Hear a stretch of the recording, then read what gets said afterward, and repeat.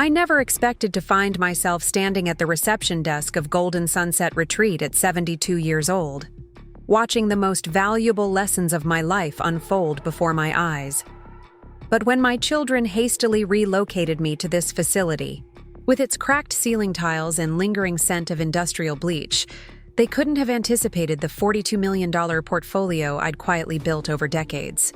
As they hurried to list my modest colonial home for sale, they had no idea that just across town, Evergreen Meadows, the premier retirement community that many locals considered the crown jewel of Millfield, had been owned by their supposedly helpless mother for nearly 15 years. Life has a peculiar way of revealing truth, especially when others underestimate you based on nothing more than the gray in your hair and the arthritis in your fingers. Before we jump back in, tell us where you're tuning in from, and if this story touches you, make sure you're subscribed, because tomorrow I've saved something extra special for you. The morning my life changed began like any other Tuesday in April, peaceful, measured, and entirely under my control. I was tending to my garden, the spring soil cool between my fingers as I planted this season's tomato seedlings. My late husband, James, had always loved our vegetable garden, claiming my homegrown tomatoes tasted like sunshine compared to the waxy imposters sold at grocery stores. I'd maintained the tradition in the 8 years since his passing, finding comfort in the familiar rhythm of planting, nurturing, and harvesting. The garden, like my financial investments, required patience, attention to detail, and an understanding that the most valuable growth often happens quietly, beneath the surface. The sound of tires on gravel interrupted my thoughts. I glanced up to see my son Nathan's silver SUV pulling into the driveway, followed unexpectedly by my daughter Rachel's compact car. My children rarely visited on weekdays, especially not together, and never without calling first. A flutter of concern rose in my chest as I removed my gardening gloves and stood, brushing soil from my knees. At 72, I moved more deliberately than I once had, but I was still perfectly steady and capable, despite what my children apparently believed. "Mom," Rachel called as she emerged from her car, her voice carrying that artificial brightness I'd come to recognize from my years working with people concealing uncomfortable intentions. "We were hoping to find you out here. The garden looks great." Nathan approached more slowly, his expression suggesting he'd rather be anywhere else. My son had always been direct, but never comfortable with confrontation. "Hey, Mom, got a minute to talk?" he asked, glancing at the house rather than meeting my eyes. "Of course," I replied, gesturing toward the patio set under the elm tree. "Let me wash up, and I'll bring some iced tea." Their exchange of glances didn't escape my notice, a silent communication between siblings that clearly contained a predetermined strategy. 5 minutes later, we sat beneath the dappled shade of the elm tree, where I'd watched both my children learn to climb, fall, and get up again decades earlier. Rachel clutched her untouched glass of tea like a shield, while Nathan leaned forward, with his elbows on his knees, rehearsing whatever speech they had coordinated on the drive over. "Mom," Rachel began, her marketing executive voice in full effect, "Nathan and I have been talking, and we're concerned about you living here alone, especially after what happened last week."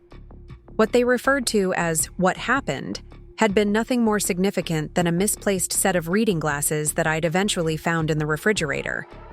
I'd mentioned it during our Sunday phone call, laughing at my own absent-mindedness, the kind that happens to people of every age.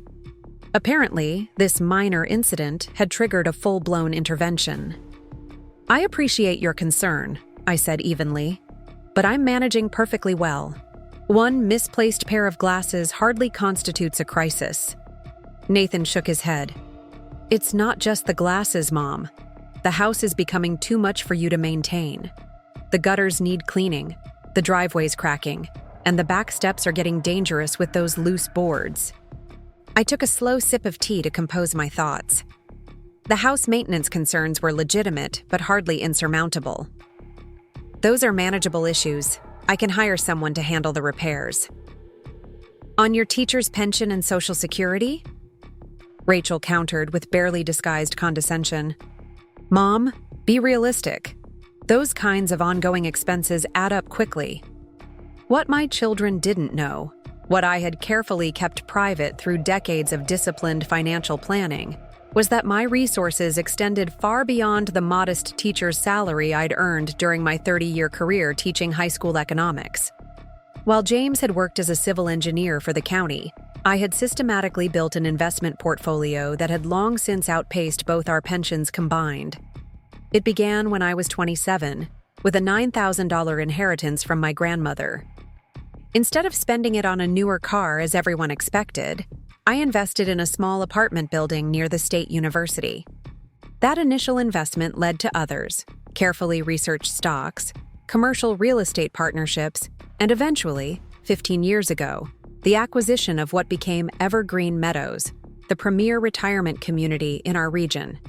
James had known about and supported my investment hobby, as he called it, though even he hadn't fully grasped its magnitude. We'd agreed early in our marriage to maintain some financial independence alongside our joint accounts. By the time he passed away, my personal portfolio had grown to $14 million, a fact I'd shared with absolutely no one, not even my children.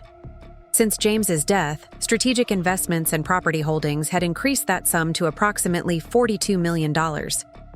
My children, accustomed to our middle-class lifestyle and careful spending habits, assumed I lived primarily on James's pension and my modest teacher's retirement. The truth would have astonished them. I'm not suggesting I maintain the property myself, I explained patiently. I'm perfectly capable of managing contractors and service providers. Rachel exchanged another glance with Nathan. We've been researching alternatives, Mom. There's a nice assisted living facility called Golden Sunset Retreat that has an opening available. We toured it yesterday, and it's really quite nice. I knew Golden Sunset well, not as a potential resident, but as a competitor. My management company had evaluated purchasing it 2 years earlier, but declined due to its substandard care ratios and infrastructural deficiencies disguised by superficial renovations. The facility met minimum state requirements, but exemplified everything wrong with profit-driven elder care. I have no interest in assisted living, I stated firmly. My health is excellent, my mind is sharp, and I value my independence. Nathan leaned forward, his expression now earnest with rehearsed concern. Mom, we found your pill organizer mixed up again. Tuesday's medications were in Thursday's compartment. That's dangerous. This was an outright fabrication. I kept meticulous track of my few medications, and they knew it. Preparing and narrating this story took us a lot of time, so if you are enjoying it, subscribe to our channel. It means a lot to us. Now back to the story. The conversation was rapidly revealing itself as something more calculated than genuine concern. That's simply not true, I replied, keeping my voice calm despite growing indignation. I suggest you check your information before making such claims. Rachel's expression hardened slightly. Mom, this is exactly what we're worried about. You don't seem to recognize these memory issues. Dr. Feldman agrees it's concerning. The mention of my longtime physician startled me. You spoke to Dr. Feldman? That's a violation of my privacy. She didn't share specifics. Rachel backpedaled quickly. We just mentioned our concerns, and she agreed that someone your age living alone presents certain risks. The phrase, someone your age, landed like a dismissal of my entire personhood, reducing me to a demographic category rather than an individual with specific capabilities and circumstances. I recognized then that this conversation wasn't really about my welfare, but about their convenience, and possibly about my house and assets. Have you by chance already contacted a realtor about the house? I asked quietly. Their momentary hesitation confirmed my suspicion before Nathan spoke. We've had an informal conversation with Linda Stevens. Just exploring options, Mom. She thinks the property could sell quickly in this market, especially with the lake view and the large... Of course they had. Linda Stevens specialized in properties on this side of town and would certainly have emphasized the potential value of nearly an acre of lakefront property. What she wouldn't have mentioned was how that value might be compromised by an elderly homeowner who refused to sell. "I see," I replied, allowing a moment of silence to settle over us. "And the proceeds from this hypothetical sale would go where, exactly?" Rachel jumped in, clearly prepared for this question. "Into a trust, of course, structured specifically to cover your care expenses at Golden Sunset and provide for any additional needs that might arise." "With whom as trustee?" I asked, already anticipating the answer. "Nathan and I would co-manage it," she replied smoothly. "It's the most practical arrangement, given our professional backgrounds. Nathan handles these kinds of financial matters every day at the bank." What remained unstated was that such an arrangement would give them complete control over my assets, while relieving them of any guilt about regular visits or meaningful involvement in my care. The house proceeds would technically be mine, while actually being entirely under their control. A convenient solution to what they perceived as the problem of an aging mother. I took a deep breath, weighing my options carefully. I could reveal my financial situation immediately, shocking them with the truth about my resources and capabilities. Or I could allow this scenario to unfold further, gaining valuable insight into their character and intentions before implementing a more strategic response. "I'd like to visit this facility before any decisions are made," I said finally. "If you're so confident it's appropriate, you should have no objection to my seeing it firsthand." Relief washed over both their faces. They clearly interpreted my request as capitulation rather than investigation. "Absolutely," Rachel enthused. "We can go tomorrow morning. They're expecting us at 10. Of course, they had already scheduled the visit, probably with paperwork prepared for immediate signature. "Tomorrow works for me," I agreed mildly. "In the meantime, I'd appreciate if you'd refrain from further discussions with realtors about my property." They assured me nothing would proceed. Without my involvement, though I noted neither promised to cancel their meeting with Linda Stevens scheduled for later that afternoon. Information I knew only because Linda herself had called earlier to confirm the appointment time, assuming I was aware of it. After my children departed with promises to pick me up the following morning, I sat alone in my garden, considering the implications of what had just transpired. Their concern, while partially genuine, was clearly intertwined with self-interest. The house represented potential capital they'd prefer to control, rather than leave under my management. My independence complicated their lives and their financial expectations. I went inside and made 2 phone calls. The first was to William Bennett, my financial advisor of 23 years and one of the few people who understood the true extent of my resources. "Catherine," he greeted warmly. "How are you?" "I was just reviewing the quarterly report on Evergreen Meadows. The occupancy rate has increased to 97%, and resident satisfaction scores continue to exceed industry benchmarks." "That's excellent news, William," I replied. "But I'm calling about a different matter. My children have decided I need assisted living and are planning to sell my house to pay for it. They're taking me to tour Golden Sunset Retreat tomorrow." William's pause communicated volumes. He knew Golden Sunset's reputation as well as I did. "That's unexpected. Are you considering revealing your financial situation to them?" "Not immediately," I answered. "I'd like to understand their intentions more clearly first. However, I may need to activate Contingency Plan B sooner than we anticipated." Contingency Plan B was our shorthand for the strategy we'd developed years earlier for a scenario where I might need to appear to require assistance while actually maintaining control of my affairs. It included everything from secure communication channels to legal documentation that could be implemented quickly if necessary. "I'll begin preparations," William confirmed.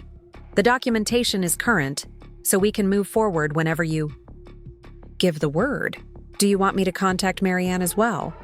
Marianne Cooper had been my attorney for nearly 2 decades, helping structure my business holdings and estate planning with meticulous attention to detail. Yes, please ask her to update the power of attorney documentation and have it ready. I'll be in touch tomorrow after the facility tour. My second call was to Elizabeth Jenkins, the operations director at Evergreen Meadows. Unlike my children, Elizabeth knew me not as a retired teacher, but as the owner and strategic visionary behind the most successful retirement community in the region. Ms. Bradford, she answered promptly, using my professional name.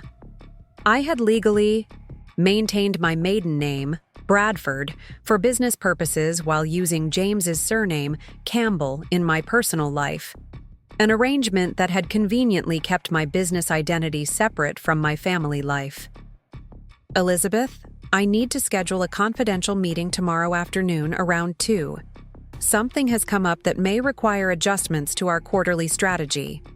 Of course, she replied efficiently. The executive conference room will be available.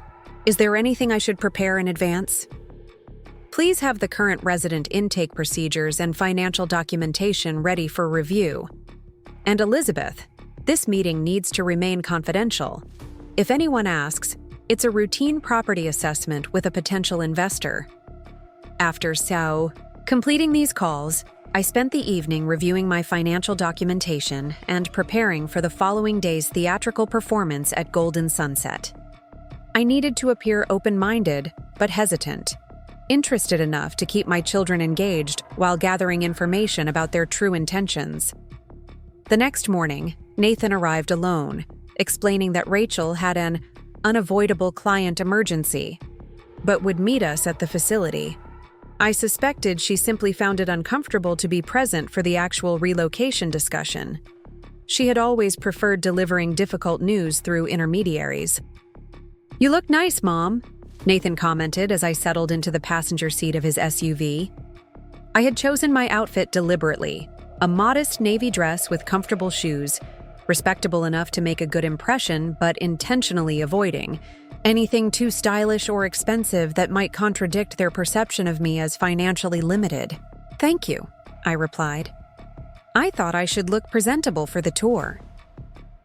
Nathan drove through town, passing within 2 blocks of Evergreen Meadows without realizing its significance to me.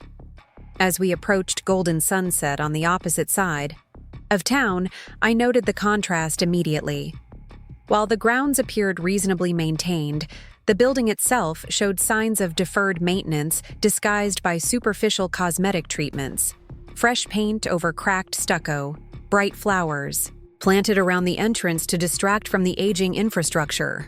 Rachel's car was already in the parking lot, and she waited just inside the entrance, speaking with a woman in a blazer who I immediately recognized as Susan Mitchell, Golden Sunset's marketing director.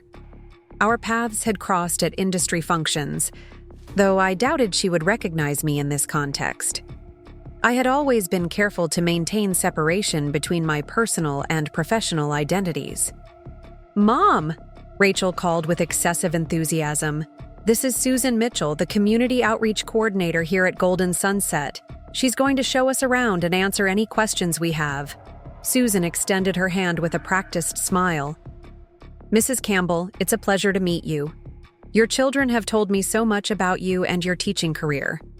We have several former educators and residents who I'm sure would love to share experiences." I shook her hand, noting the carefully calibrated blend of respect and condescension in her tone, the same approach I'd explicitly trained Evergreen Meadows staff to avoid when engaging with potential residents. "Thank you. I'm looking forward to seeing the facility." The tour proceeded exactly as I had anticipated. Susan emphasized the safe and supportive environment while glossing over the obvious staffing limitations. We passed medication carts, left unattended in hallways, noted call buttons placed inconveniently far from beds, and observed the hurried efficiency with which aides moved residents through morning routines.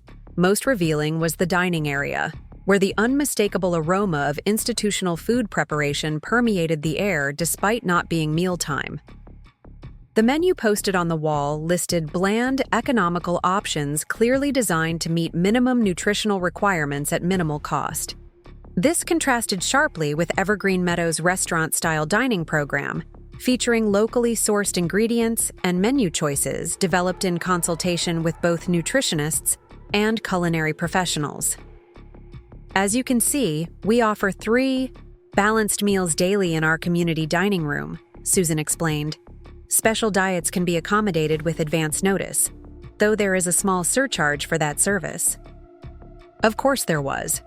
Every aspect of the operation appeared designed to extract additional fees beyond the substantial base rate.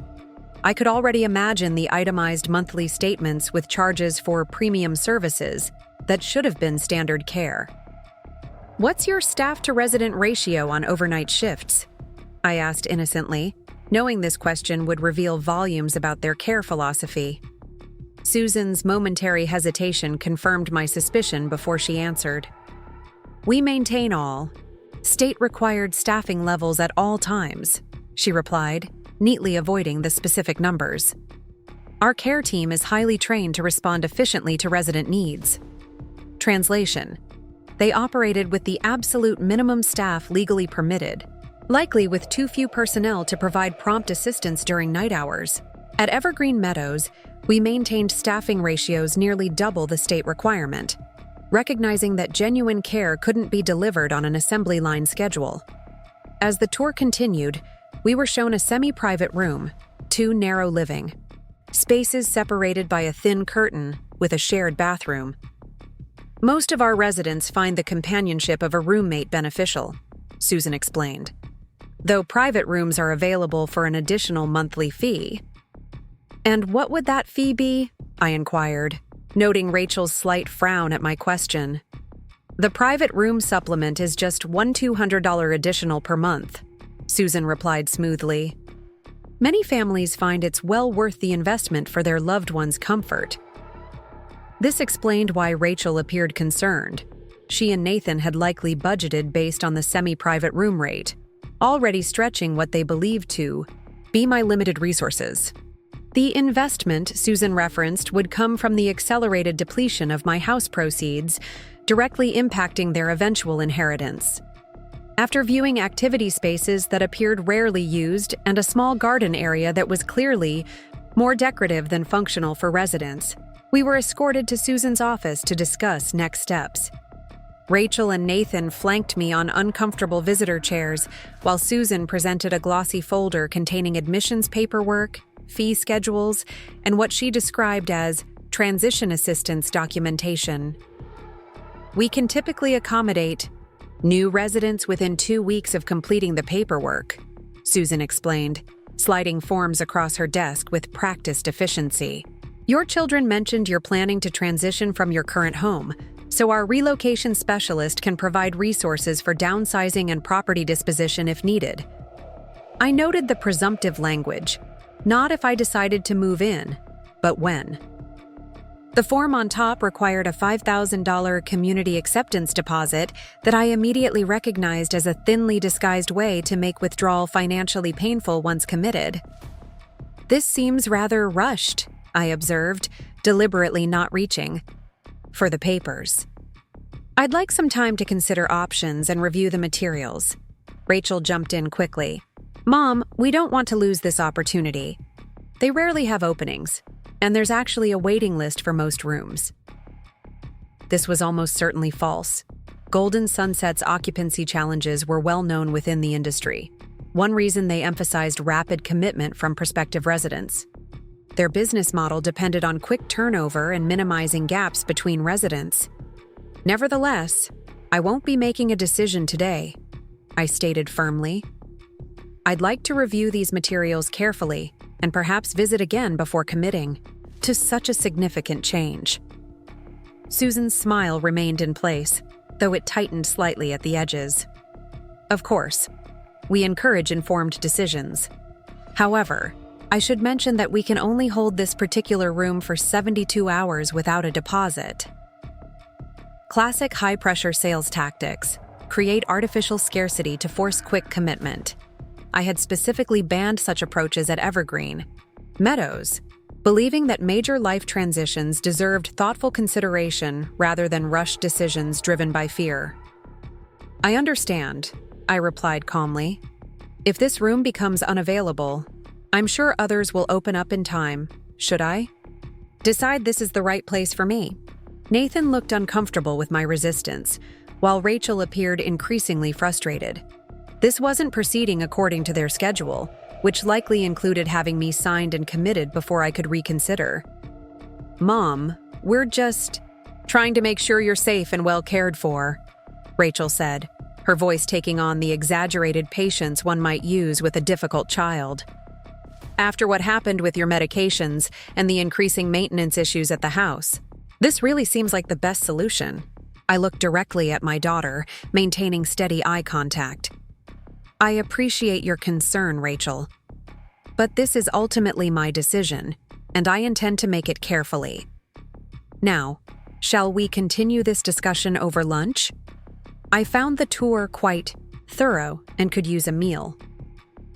The suggestion of leaving without signed paperwork clearly disappointed Susan, but professional training prevailed. "Of course. Our cafe is closed to visitors today due to staffing, but there's a lovely restaurant just down the street that many families enjoy." I imagine the staffing issue was likely permanent rather than temporary, another cost-cutting measure disguised as an unusual circumstance. As we left Golden Sunset, I reflected on the facility's fundamental approach. It wasn't that they provided actively harmful care. They simply delivered the minimum legally required service at maximum sustainable profit. The residents existed to serve the business model rather than the business existing to serve resident needs. Over lunch at a nearby sandwich shop, my children continued their campaign, though with slightly less coordination than before. Nathan emphasized financial practicalities while Rachel focused on safety concerns, both clearly rehearsed talking points meant to overcome any resistance. "The trust structure is really ideal for this situation," Nathan explained between bites of his club sandwich. "It protects the house proceeds specifically for your care while ensuring professional management of the assets." "And who would have authority over distributions from this trust?" I asked, already knowing the answer but wanting to hear it. "Directly. Rachel and I would serve as co-trustees," he replied. "It's the most practical arrangement since we understand your needs and financial situation." What remained unsaid was that this arrangement would give them complete control over my assets and care decisions, while technically maintaining the fiction that the resources remained mine. I would effectively become a ward of my children, dependent on their judgment and generosity for everything from medical care to personal spending money. "I see," I responded neutrally. "And what happens to any funds remaining in the trust after my death?" Rachel nearly choked on her water at my directness. "Mom, that's not something we need to discuss right now." "Actually, it's exactly what we should discuss," I countered firmly. "Any trust established with my assets should have clear provisions for disposition." Nathan stepped in, ever the financial professional. "Standard practice would be for remaining trust assets to distribute according to your will, after any outstanding care expenses are settled."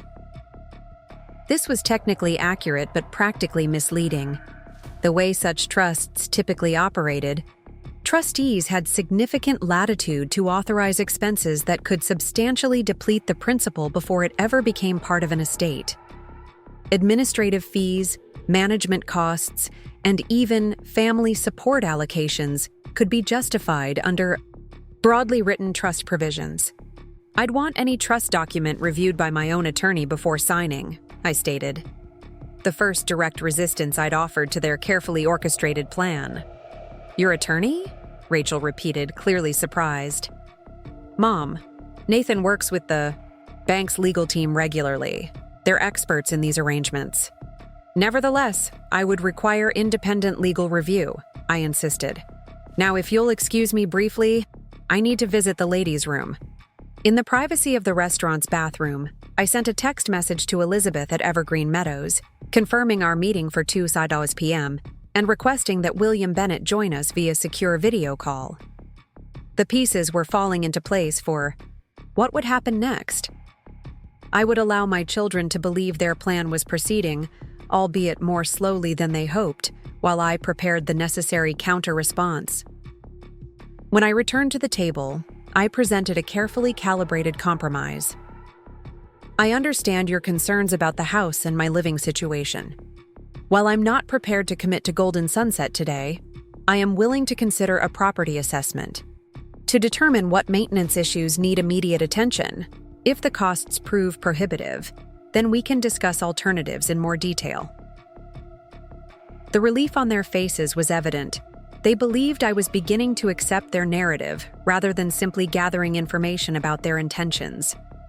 We parted with plans to meet again the following weekend to continue the conversation, giving me the time I needed to implement the next phase of my response. As Nathan dropped me at home, he attempted reassurance. "We're just trying to help, Mom. Sometimes it's hard to see these things clearly when you're in the middle of them." "I understand," I replied quietly. "Clarity can be challenging from any perspective." He couldn't have known the multiple layers of meaning in my response, that I saw their intentions with perfect clarity, including both the genuine concern and the self-interest intertwined within it. The coming days would reveal just how clearly I understood not only my situation, but the opportunities it presented for necessary recalibration of our family dynamics. Once alone, I changed into more professional attire and called a rideshare service to take me to Evergreen Meadows. It was time to activate the contingency plan we had developed years earlier for precisely this type of situation. A coordinated response that would address not just my personal circumstances, but the broader issues represented by facilities like Golden Sunset and the assumptions about aging that enabled their business model.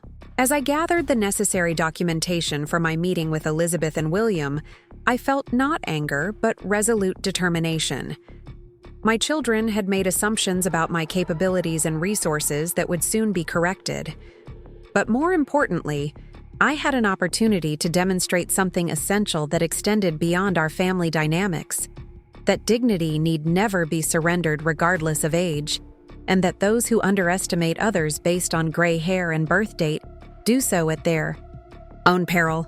The executive conference room at Evergreen Meadows presented a stark contrast to Golden Sunset's cramped administrative office. Floor-to-ceiling windows overlooked meticulously landscaped gardens where residents tended raised planting beds or chatted in comfortable seating groups beneath mature oak trees. The room itself featured a polished walnut table, ergonomic chairs, and state-of-the-art technology for presentations and video conferences. Everything about the space communicated thoughtful design rather than cost-cutting. Elizabeth Jenkins was waiting when I arrived, tablet in hand and a portfolio of documents neatly arranged at the head of the table. At 56, Elizabeth had come to Evergreen Meadows after a distinguished career in healthcare administration, drawn by our philosophical approach as much as the competitive compensation. Unlike many in the industry, she viewed aging as a natural life stage, deserving of dignity rather than a medical condition requiring management. "Ms. Bradford," she greeted me with the formal address we maintained in professional settings. "Everything's prepared as requested. Mr. Bennett will join us via video at 2 precisely." "Thank you, Elizabeth," I replied, settling into my customary chair. "Has there been any unusual activity regarding Golden Sunset that we should be aware of?" She consulted her tablet briefly. "Actually, yes. Their parent company, Meridian Senior Services, has been quietly approaching potential investors. Our industry contacts suggest they're seeking capital infusion to address regulatory issues at 3 of their facilities, including Golden Sunset. The state issued citations last quarter for staffing violations and documentation deficiencies. This information aligned perfectly with my developing strategy. Have they approached Evergreen Holdings directly?" I asked, referring to our parent company structure. "Not yet, though it would be logical given our regional presence. Should I have Sebastian prepare a preliminary valuation if they do?" Sebastian Chen was our chief financial officer, a brilliant analyst who had helped structure the acquisition of two smaller communities in recent years. Yes, but with a specific focus on Golden Sunset as a standalone acquisition rather than the entire Meridian portfolio. And Elizabeth, this should remain confidential for now, even from the executive team. The large monitor on the wall activated precisely at 2, displaying William Bennett's office at Meridian Financial Advisors. William had managed my investments for over 20 years, one of the few people who understood both my financial position and my methodical approach to building it. Catherine Elizabeth, good afternoon, William began, adjusting his glasses. I've reviewed the situation based on our conversation yesterday, Catherine. The contingency planning we established appears remarkably prescient given current circumstances. Unfortunately so, I agreed. My children are moving more aggressively than expected toward establishing a trust structure that would effectively transfer control of my assets to their management. William nodded gravely. Based on your description, this presents two immediate concerns. First, protecting your autonomy and financial independence, and second, addressing the apparent care deficiencies at Golden Sunset, where they seem determined to place you. Exactly, I confirmed. Which makes this an opportunity to implement the expanded model we've discussed theoretically. Using Golden Sunset as a case study in transforming substandard care through appropriate resource allocation and philosophical realignment. Elizabeth looked between us, clearly intrigued by the developing strategy. You're considering acquiring Golden Sunset, using your personal resources rather than Evergreen Holdings. Precisely, I replied. Though the acquisition would eventually fold into our corporate structure, the initial approach would come through a separate entity, controlled solely by me. This provides both the necessary privacy for my personal situation and the opportunity to demonstrate our care model's sustainability even when transforming an underperforming facility. William pulled up a financial analysis on his screen, sharing it to our conference room display. I've prepared the necessary liquidation options to secure approximately $2 million, which should be more than adequate for the acquisition based on Golden Sunset's current valuation and financial position. Their occupancy has dropped to 74% according to last month's industry report, Elizabeth noted, and their Medicare reimbursement rate was adjusted downward following the last quality assessment. They're in a vulnerable position financially, which creates leverage for both acquisition terms and implementation of significant operational changes, I observed. Now, let's discuss the parallel personal strategy. For the next hour, we refined a two-track approach. One addressing my children's attempt to control my assets and living situation. The other focused on transforming Golden Sunset into a model of dignified, affordable care. The plans were interconnected, yet distinct, each requiring careful timing and execution. Marianne has the updated power of attorney and healthcare directive documents prepared, William confirmed, referring to my longtime attorney. She can meet you tomorrow morning to finalize everything. Once executed, these would effectively prevent any trust arrangement from being established without your explicit consent, documented according to the enhanced verification protocol we established. Perfect, I nodded. Next, I'd like to discuss staffing contingencies for Golden Sunset post-acquisition. Elizabeth, what's your assessment of their current personnel situation? Elizabeth consulted her notes. Based on industry reports and our network contacts, they're operating with approximately 60% of optimal staffing levels. Most concerning are the overnight shifts, where they frequently have only 2 staff members for all 48 residents. We'd need to address immediate safety concerns while developing longer-term training and culture change. Do we have capacity to temporarily deploy senior staff from Evergreen Meadows during transition? I asked. I've already identified 6 team members with experience in facility transitions who could rotate through 2-week assignments without disrupting our operations here. Elizabeth confirmed. They could provide immediate supervision and training while we recruit and develop permanent staff. As our meeting continued, we addressed every aspect of both the personal and organizational strategies. By the time we concluded 3 hours later, we had established clear action steps with assigned responsibilities and timeline benchmarks. Everything was in place for what would happen next. The following morning, I met with Marianne Cooper at her law office downtown. Unlike many attorneys who treated older clients with subtle condescension, Marianne had always engaged with me as an intellectual equal and strategic partner. Her office reflected her practical approach, professional, but unpretentious, focused on functional effectiveness rather than imposing appearances. "Catherine," she greeted me warmly, embracing me briefly before gesturing to the conference room where documents awaited our attention. William briefed me on the situation. "I must say, your contingency planning is proving remarkably prescient. When you've reached my age, Marianne, you develop a certain awareness of how others perceive your capabilities, and how those perceptions rarely align with reality." I settled into a chair at the table, noting the meticulous organization of the prepared documents. "Are we confident these protections will withstand determined opposition?" Marianne nodded confidently. "The enhanced durable power of attorney includes the escalating verification protocol we designed specifically for contested situations. Any attempt to establish a trust using your assets would require multiple independent verifications from preset authorities, none of whom have connections to your children.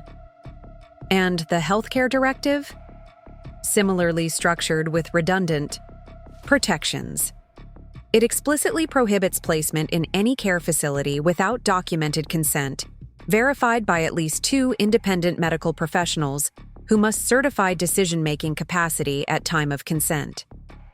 We spent the next hour reviewing and executing all necessary documentation, creating a comprehensive legal shield against well-intentioned but misguided intervention by my children.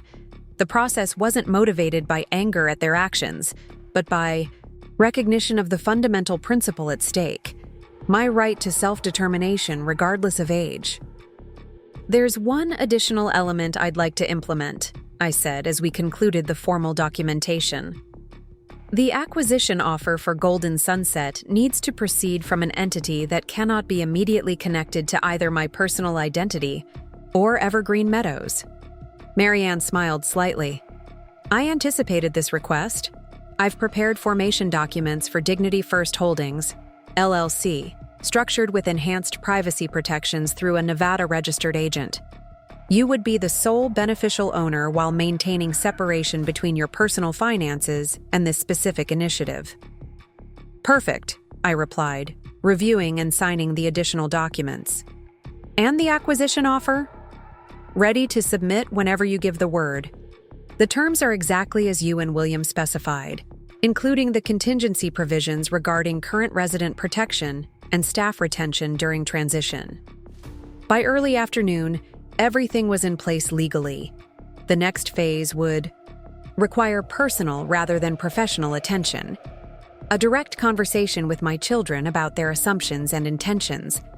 I decided to invite them to dinner at my home that evening, texting both Nathan and Rachel with a casual invitation that suggested nothing more significant than a follow-up to our Golden Sunset visit.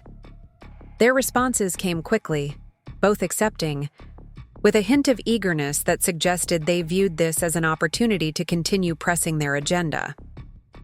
Little did they know I had initiated a completely different conversation than the one they anticipated. I spent the afternoon preparing a simple but elegant meal. My late husband's favorite lasagna recipe, a fresh salad from vegetables grown in my own garden, and apple pie for dessert. The menu choices were deliberate, reminding my children of family traditions and my continuing capability to maintain them. Nathan arrived first, carrying a folder that likely contained trust documents or Golden Sunset brochures. I pretended not to notice it as I welcomed him with a hug and directed him to set the table while I finished the salad. "Something smells amazing, Mom," he commented, inhaling appreciatively. "Dad's lasagna recipe?" "The very same," I confirmed. I thought a home-cooked meal would be nice for our discussion. Rachel arrived 15 minutes later, her professional demeanor slightly softened by the familiar setting, but still carrying the purposeful energy of someone with an agenda to accomplish. She presented a bottle of Pinot Noir, my preferred wine, suggesting at least some attention to my preferences amid their broader dismissal of my autonomy.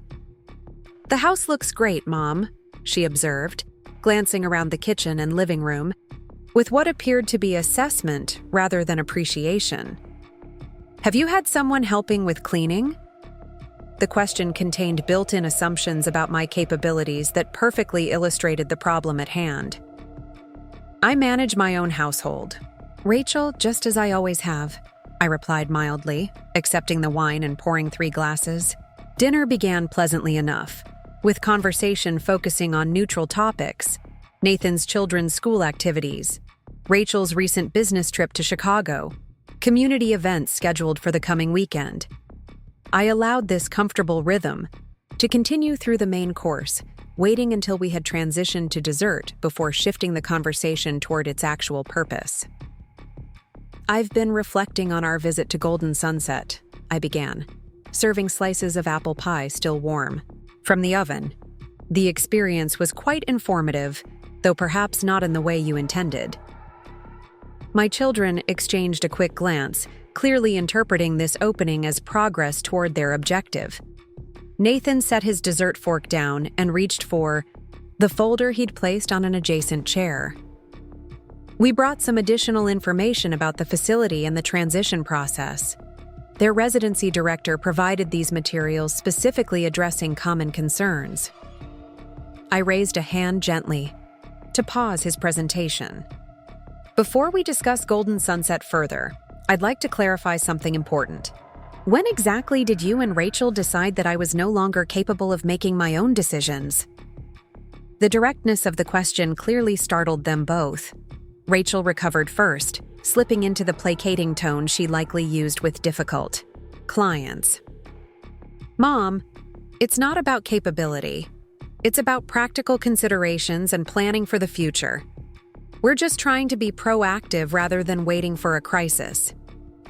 "Proactive planning would involve me as an active participant, not as the subject of decisions made without my input," I observed.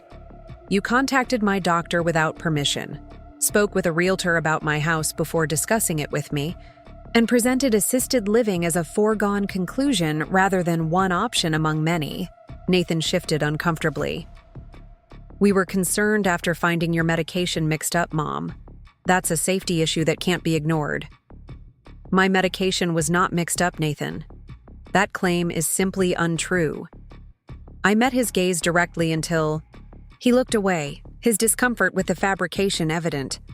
But more fundamentally, even if there had been a genuine concern, the appropriate response would be conversation, not intervention, designed to transfer control of my assets to your management.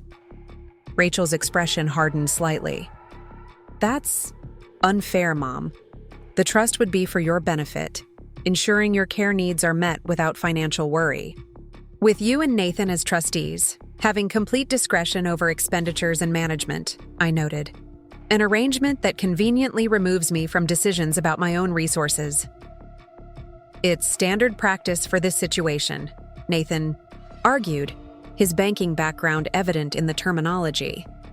"The trust protects the assets while ensuring proper oversight." "Oversight of resources that are mine, not yours," I replied calmly. "Resources that you assume are limited to my teacher's pension, Social Security, and home equity." This was the pivot point, the moment to begin revealing the carefully constructed misconception they had built their plans upon. My children exchanged another glance, clearly uncertain where this conversation was heading, but sensing a shift in dynamics they hadn't anticipated. "We understand your financial situation, Mom," Rachel said cautiously. "We're just trying to structure things to make the most of what's available for your long-term care." I took a deliberate sip of wine, allowing a moment of silence to build anticipation. "My financial situation is not what you believe it to be," I stated simply. "And Golden Sunset is not a facility I would consider appropriate under any circumstances." Nathan frowned. "Mom, we researched thoroughly. Golden Sunset meets all state requirements and accepts your insurance coverage. The cost structure aligns with your available resources. Their deficient staffing model, particularly during overnight hours, creates unacceptable safety risks, I replied, shifting from personal mother to professional analyst without changing my tone. Their medication management protocols lack appropriate verification steps, and their nutrition program fails to address fundamental dietary needs for seniors with various health conditions. My children stared at me, clearly caught off guard by this detailed critique. Rachel recovered first. How would you know those specifics from a single tour? Because I've evaluated Golden Sunset professionally, Rachel. Their operational deficiencies have been documented in state inspections and industry reviews over the past 18 months. Evaluated professionally, Nathan repeated, confusion evident. What does that mean? The moment had arrived to begin dismantling their fundamental misconceptions. I rose from the table and retrieved a leather portfolio from my study, returning to place it before them. This contains documentation of my actual financial position, which differs significantly from what you've assumed. I'd like you both to review it before we continue this conversation. I opened the portfolio to reveal the first page, a current financial statement showing my personal net worth of $42. $3 million with detailed breakdowns of investment holdings, real estate assets, and liquid accounts. The second page displayed ownership documentation for Evergreen Holdings, the parent company of Evergreen Meadows Retirement Community. Their expressions transformed from confusion to disbelief as they processed this information. Nathan, with his financial background, grasped the implications first, his face paling slightly as he flipped through the meticulously organized documentation. "This can't be right," Rachel murmured, staring at figures that contradicted everything she had assumed about her mother's resources. "How would you have accumulated this without us knowing?" "The same way I managed my classroom for 30 years, Rachel, through careful planning, consistent execution, and a clear understanding of long-term objectives." I resumed my seat, allowing them time to process this paradigm shift. "I began investing with an inheritance from my grandmother when I was 27 years old. Your father knew about and supported my financial activities, though even he didn't fully grasp their eventual scale." Nathan looked up from the documents, his professional training helping him recover more quickly than his sister. "You own Evergreen Meadows, the luxury retirement community on the lake?" "Evergreen Meadows and 2 other senior living communities in neighboring counties," I confirmed, "all operating under the philosophical approach that dignified care can coexist with financial sustainability when resources are appropriately allocated." Rachel seemed unable to reconcile this information with her existing understanding of her mother. "Why wouldn't you tell us about this? Why let us believe you were living on a teacher's pension when you had this?" She gestured at the documentation, her voice conveying both confusion and a hint of betrayal. "Your father and I made a deliberate decision to raise you with middle-class values rather than affluence," I explained. "We wanted you to develop work ethic, empathy, and perspective uncomplicated by awareness of significant wealth. As adults, you both established careers and families without expecting inheritance or assistance beyond what most parents provide. I considered that successful parenting. But when we started discussing your care and living situation," Nathan interjected, "why not disclose this then?" "Because your approach revealed concerning assumptions about age, capability, and autonomy that needed addressing more fundamentally," I replied. "You didn't ask about my financial resources or preferences. You decided what was best based on stereotypes about aging rather than actual knowledge of my specific circumstances." The room fell silent as my children absorbed both the financial revelation and the implied critique of their actions. Rachel's expression shifted between embarrassment and defensive justification, while Nathan seemed to be recalculating every interaction of the past weeks through this new lens of understanding. "So, you were never going to move to Golden Sunset," Rachel finally stated, her tone making it somewhere between question and realization. "No," I confirmed, though I have developed significant interest in the facility for different reasons. In fact, Dignity First Holdings, a company I control, submitted an acquisition offer for Golden Sunset this morning. The current owners, facing regulatory challenges and financial pressures, are likely to accept terms that would transfer ownership within 30 days. Nathan's banker mind engaged immediately with this new information. "You're buying the facility? Where we tried to place you? Why would you acquire an operation with the deficiencies you just described?" "Because transformation requires more than critique, Nathan. Golden Sunset's residents deserve better care than they're receiving, but most lack the resources or advocacy to secure it.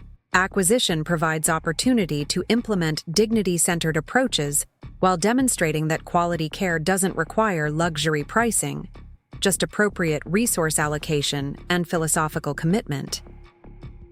As my children processed these revelations, I could see the gradual recalibration occurring in their understanding, not just of my financial status, but of my capabilities and agency. The mother they had perceived as vulnerable and declining was revealing herself as strategic, resourceful, and far more capable than they had imagined. "I feel like we've completely misunderstood everything," Rachel said finally, her controlled professional demeanor giving way to genuine emotion. "Why did you let this go so far? Why not tell us immediately?" "Because the truth about aging isn't something that can simply be told, Rachel. It needs to be demonstrated," I explained gently. "The assumptions you both made weren't unusual or malicious. They reflected commonly held societal views about what happens to capability and autonomy as we age. Those assumptions deserve challenging not just for my benefit, but for everyone facing similar dismissal based solely on birth date." Nathan closed the portfolio slowly, his expression thoughtful. "So what happens now? With the house, with Golden Sunset, with—" He gestured vaguely. "Everything?" "That depends partly on choices you both make moving forward," I replied. "I've implemented legal protections ensuring my financial and healthcare decisions remain under my control regardless of circumstances. The house will remain my primary residence for as long as I choose, though I maintain a private suite at Evergreen Meadows for occasions when I prefer the community setting." I paused, allowing this information to settle before continuing. "As for Golden Sunset, assuming the acquisition proceeds as expected, I'll oversee its transformation into a model of affordable quality care, demonstrating that dignity need not be reserved for those with substantial personal resources." "And us?" Rachel asked quietly. "Where do we fit in this picture that's so different from what we imagined?" The question contained vulnerability beneath its directness, recognition that their actions, however well-intentioned, had revealed concerning limitations in their understanding and respect for my autonomy. This moment represented opportunity, for recalibration rather than recrimination, for growth rather than guilt. "That depends on your willingness to recognize me as I actually am, rather than as you've assumed me to be," I answered honestly. "Our relationship moving forward needs to be built on mutual respect, which includes acknowledging capability and agency regardless of age." The conversation continued late into the evening, navigating complex emotional terrain as my children reconciled their perceptions with newly revealed reality. There were moments of defensiveness, particularly from Rachel, who struggled to acknowledge how thoroughly she had misjudged the situation. There were also moments of genuine connection, especially when Nathan shared his fears about aging based on his father-in-law's difficult decline from Alzheimer's disease.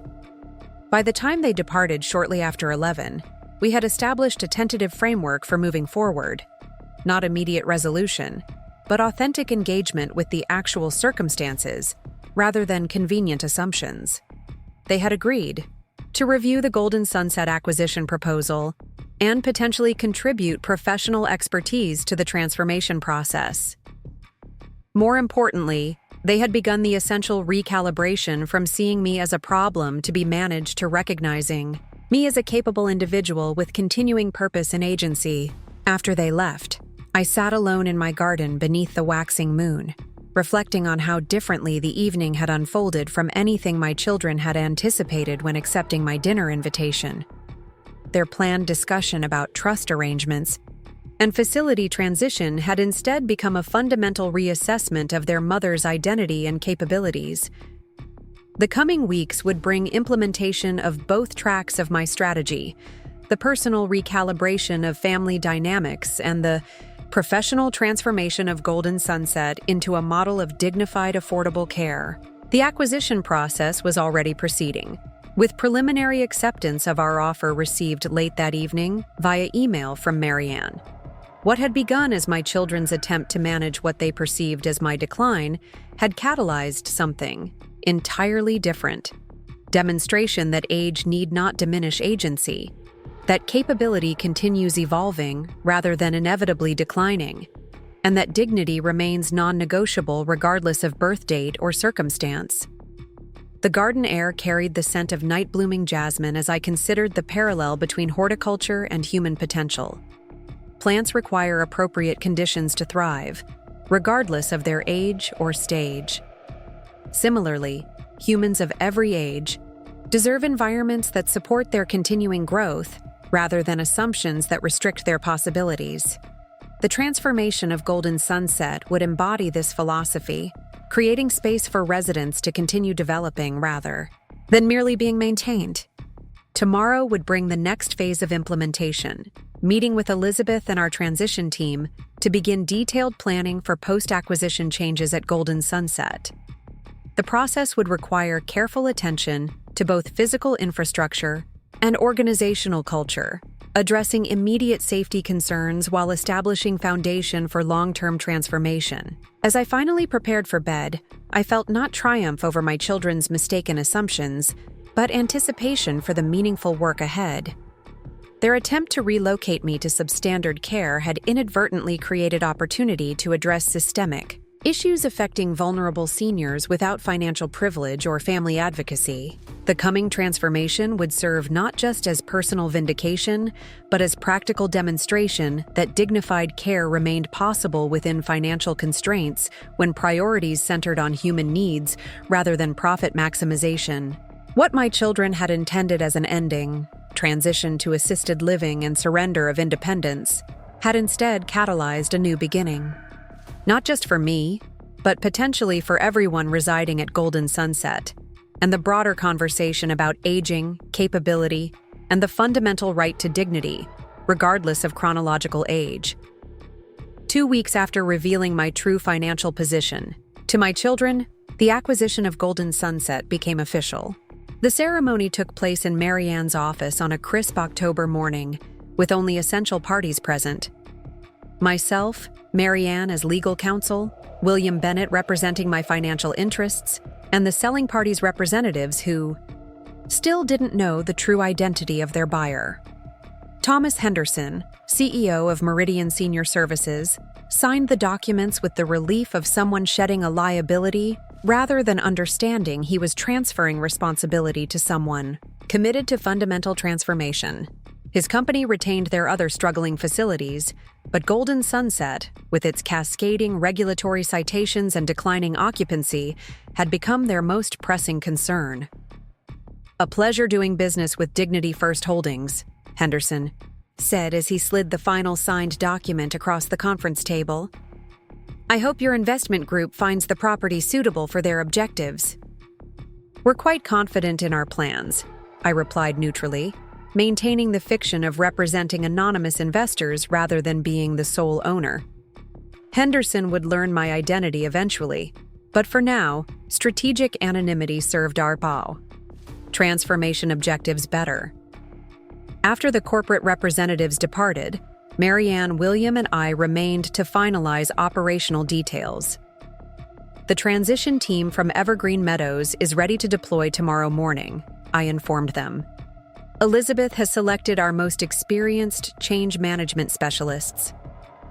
And the current Golden Sunset staff? William inquired, reviewing the financial projections. What's the retention strategy? We'll meet with each employee individually. This week, assessing both their capabilities and their willingness to embrace our care philosophy, I explained. Those who demonstrate genuine commitment to resident dignity will receive training and appropriate compensation increases. Those fundamentally misaligned with our approach will be offered reasonable severance packages. Marianne added, the legal framework includes strong protections for current residents during transition. No one can be displaced, and care standards must maintain or exceed current levels throughout the transformation process. Not difficult given how low those current standards are, I observed dryly. The regulatory report detailed medication errors occurring at 3 times the acceptable rate.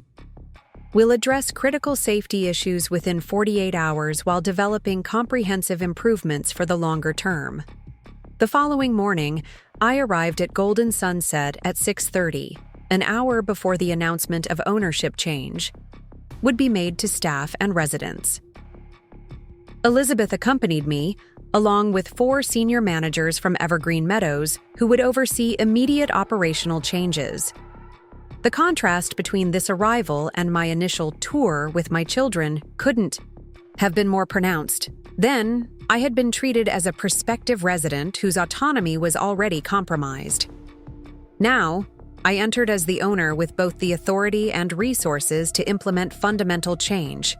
Susan Mitchell, the marketing director who had given our initial tour, was among the first to arrive for the mandatory all-staff meeting scheduled for 8 o'clock. Her practiced smile faltered slightly upon seeing me, recognition conflicting with confusion about my presence. "Mrs. Campbell?" she said uncertainly. "I didn't realize you'd decided to move forward with residency. Is your family with you today?" "My presence here has a different purpose, Ms. Mitchell," I replied professionally. "Everything will be explained at the staff meeting." The dining hall had been arranged for the announcement, with chairs set in rows facing a small podium. As employees filtered in, nursing staff, aides, kitchen workers, maintenance personnel, their expressions reflected various levels of concern.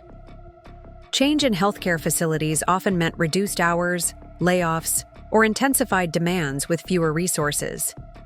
At precisely 8 o'clock, I took the podium while Elizabeth and our transition team positioned themselves along the side wall. The room fell silent as 73 employees focused their attention on what they clearly expected to be bad news. "Good morning," I began, my teacher's voice carrying clearly through the room. "My name is Catherine Bradford. Until today, you might have known me as Catherine Campbell, a prospective resident who toured your facility recently. However, my actual role here is quite different. As of yesterday afternoon, I am the owner of Golden Sunset Care Home through my company, Dignity First Holdings." The room erupted in surprised murmurs. Susan Mitchell's face displayed particular shock as she processed this revelation. I allowed a moment for the initial reaction before continuing. "Let me address your immediate concerns directly. First, no positions are being eliminated today. Second, everyone who demonstrates commitment to our new care philosophy will see improved compensation and benefits.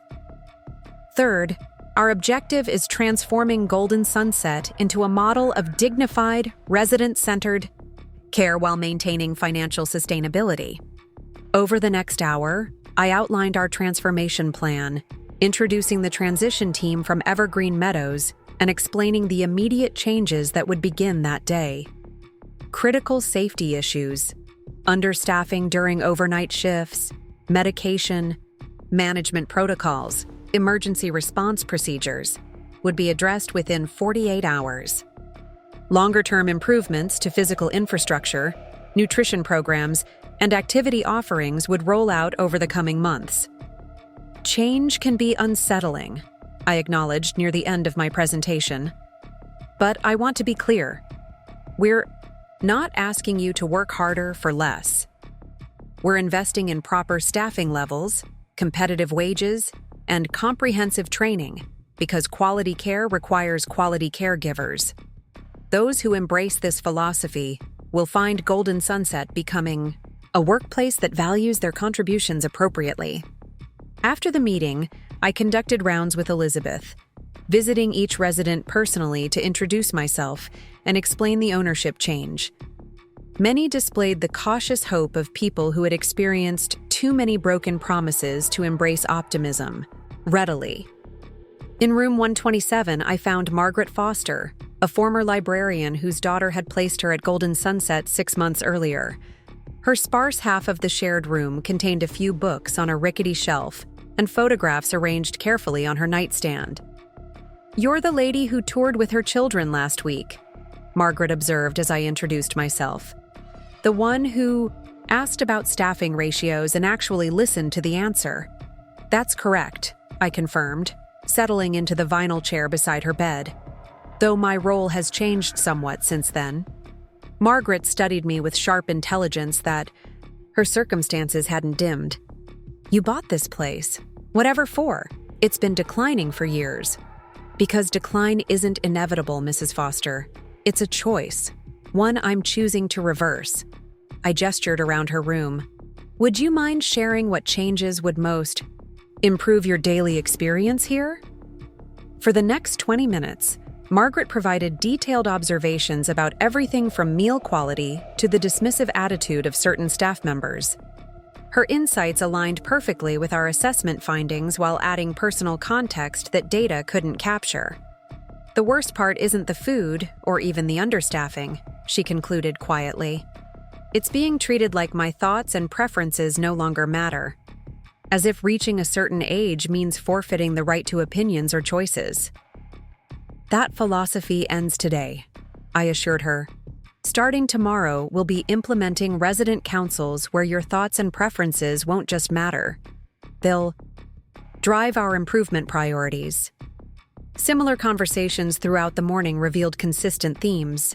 Residents felt warehoused rather than cared for, processed rather than supported, managed rather than respected. The physical deficiencies of the facility were problematic, but the philosophical approach proved even more fundamentally flawed. By afternoon, the transition team had established temporary offices in a converted storage room, creating a command center for coordinating immediate changes. The first crisis emerged around 2:30 when the dietary supervisor, confronted with new nutrition standards, submitted his resignation effective immediately. He claimed our requirements were unrealistic for the budget constraints, reported Angela Martinez, the Evergreen Meadows nutritionist leading dietary transformation. I explained that the budget would be adjusted to support proper nutrition, but he seemed philosophically opposed to menu options beyond the basic institutional offerings. "Then his resignation is beneficial for everyone," I replied. "Do we have coverage for dinner service tonight?" "I can step in temporarily," Angela confirmed.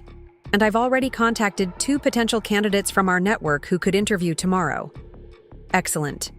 Tonight's menu should demonstrate immediate change. Nothing elaborate, but clearly different from the usual offerings. Let's show residents that transformation begins now, not after some distant planning process." As the day progressed, patterns emerged among the staff. Approximately 30% embraced the changes enthusiastically, recognizing opportunity for professional growth and better working conditions.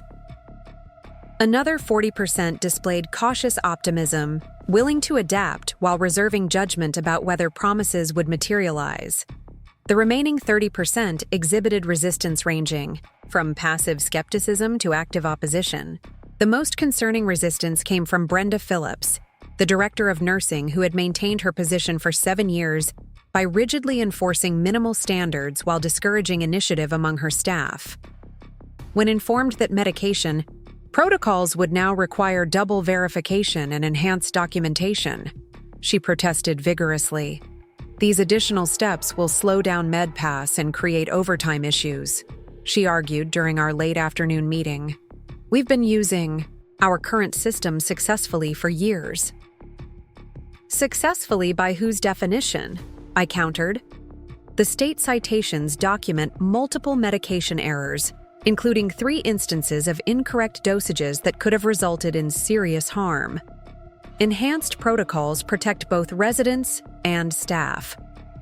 Brenda's expression hardened. I don't appreciate outsiders questioning my professional judgment. I've been in nursing for 25 years. Then you should appreciate that best practices evolve based on evidence and outcomes, I replied evenly. The choice is simple. Embrace improved standards or seek employment where minimal compliance remains acceptable. I hope you'll choose to contribute your experience to positive transformation rather than defending outdated approaches. The confrontation established a crucial precedent. Resistance to change would be met with firm redirection, not compromise on core principles. Word of the exchange spread quickly among staff, clarifying that the announced transformation wasn't merely rhetorical. Around 6 that evening, as the dining room filled for dinner service, I received an unexpected visit from my children. Nathan and Rachel appeared in the administrative office where I was reviewing staffing schedules with Elizabeth. "Mom," Rachel began, then caught herself. "Should we call you Mrs. Bradford now?" "Catherine is fine," I replied, gesturing for them to enter. "I wasn't expecting you today." Nathan glanced around the cramped office with its dated furniture and flickering fluorescent light. "We heard about the acquisition being finalized. Thought we'd see if you needed any help with the transition." Their offer represented progress, acknowledgement of my competence while attempting to reestablish connection through useful contribution. "Actually, your expertise could be valuable," I acknowledged. "Nathan, would you be willing to review our financial restructuring plan? And Rachel, your marketing background could help us develop communication strategies for families and the broader community." Their visible relief at being offered meaningful roles rather than being dismissed suggested genuine desire to repair our relationship through constructive action. We spent the next hour discussing specific areas where their professional skills could support the transformation effort. "I still can't quite reconcile all this with..." Rachel gestured vaguely, encompassing both the facility and my role in acquiring it. "Last month we were trying to convince you to live here, and now you own it." "Life rarely unfolds as we anticipate," I observed. "The question becomes whether we adapt our understanding to reality or persist in comfortable assumptions." That evening's dinner service marked the first visible change residents experienced. Instead of the usual Monday offering of processed chicken patties and canned vegetables, Angela had prepared herb-roasted chicken with fresh green beans and garlic, mashed potatoes made from actual potatoes rather than powder. The portions were appropriate rather than meager, the presentation appealing rather than institutional. I moved between tables during the meal, observing reactions and gathering feedback.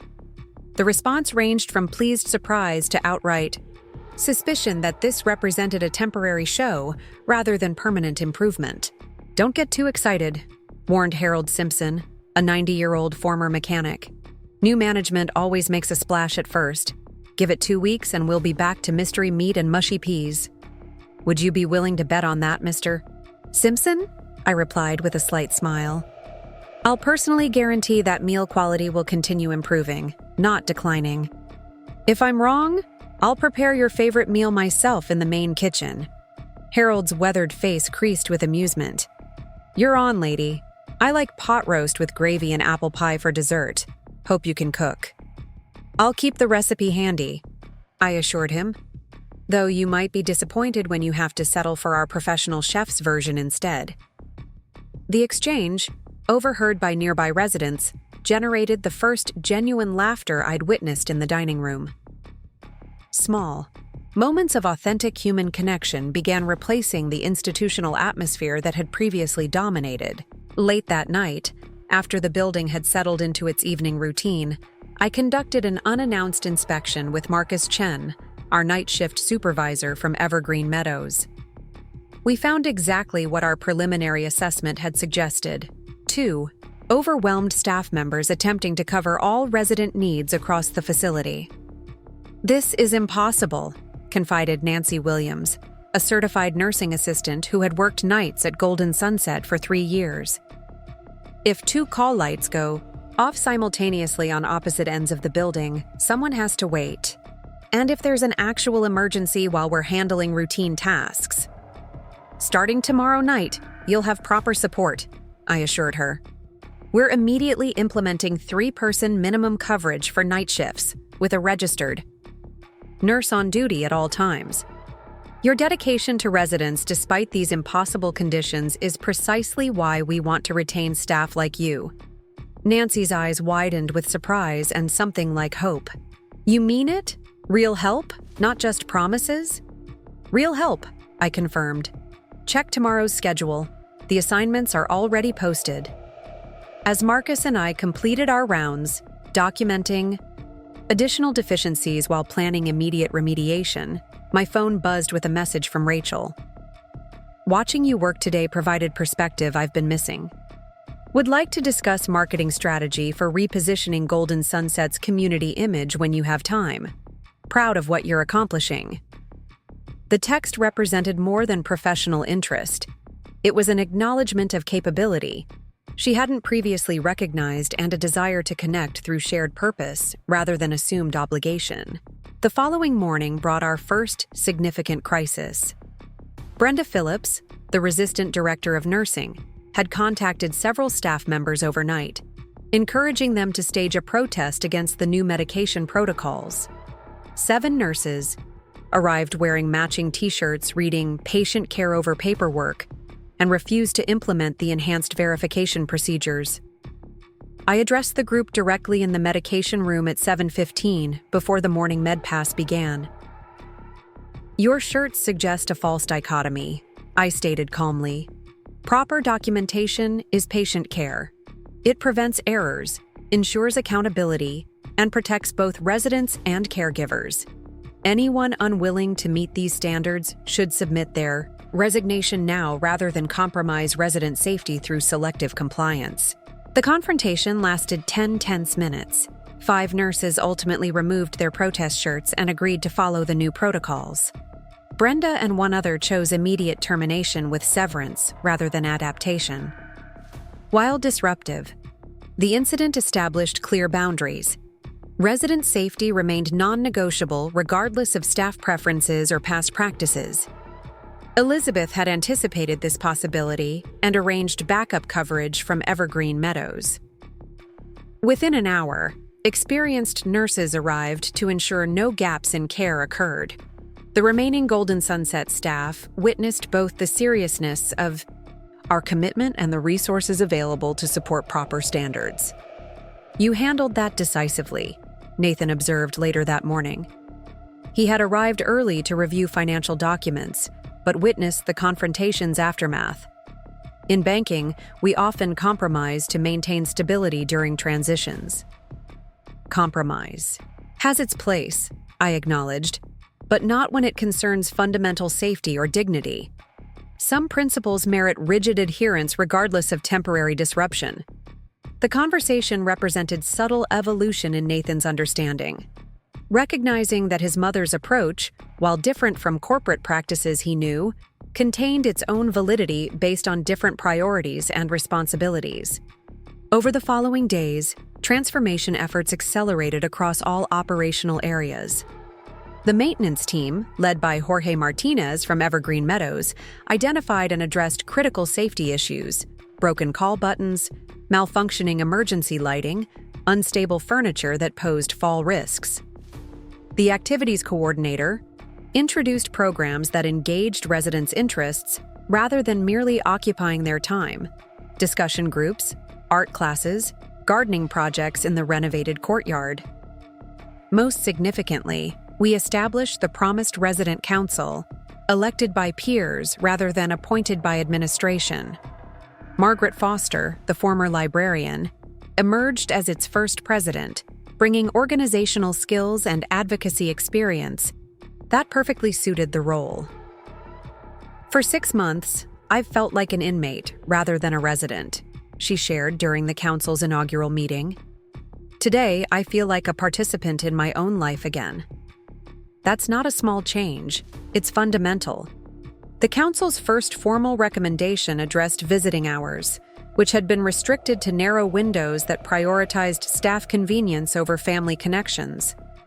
Within 48 hours, we implemented flexible visiting policies that welcomed families throughout the day while maintaining necessary safety protocols. On the second Thursday after acquisition, I hosted a family forum to address questions and concerns about the ownership change. The meeting drew 47 family members, many expressing skepticism based on previous experiences with facility promises. What makes this transformation different from other management changes we've seen? Asked Robert Chen, whose mother had resided at Golden Sunset for 2 years.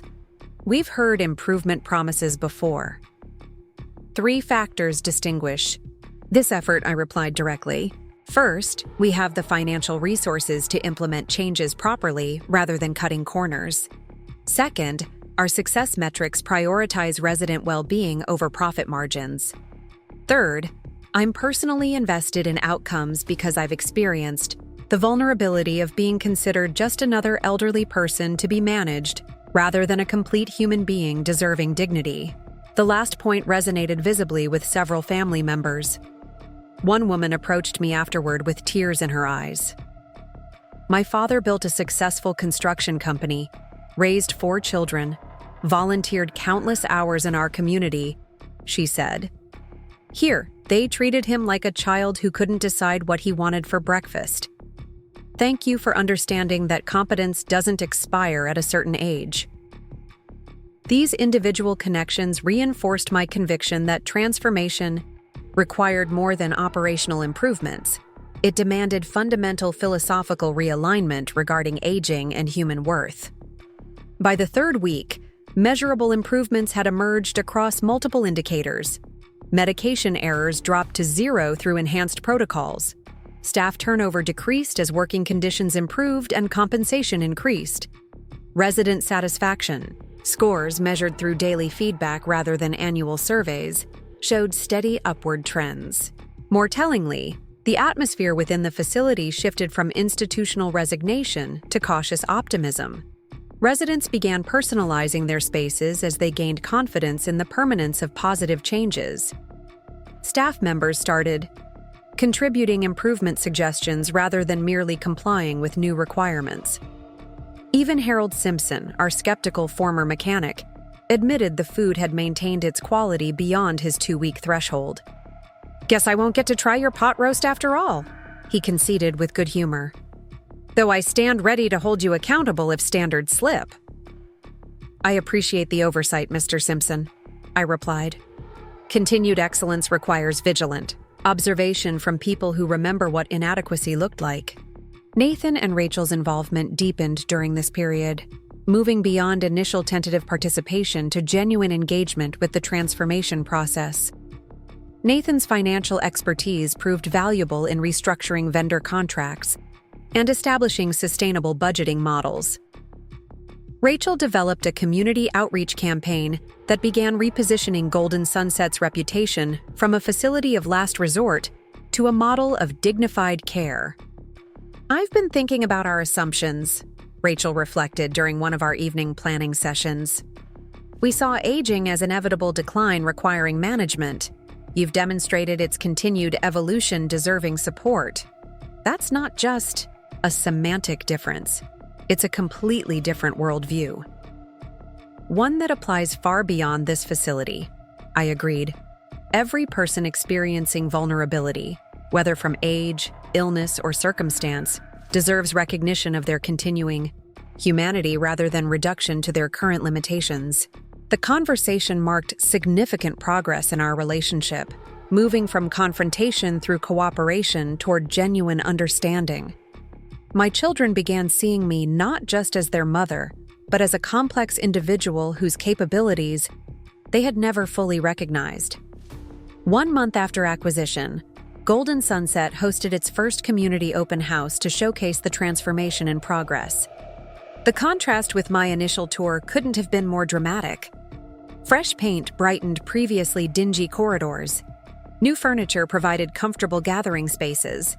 The garden courtyard, once a neglected afterthought, now featured raised beds where residents grew vegetables and flowers.